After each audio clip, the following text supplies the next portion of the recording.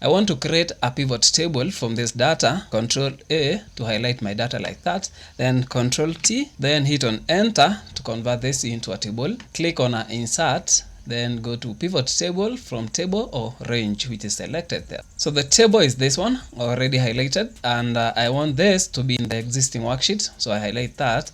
Then I put the cursor there on the location, and then highlight anywhere within my Excel. Then click on OK.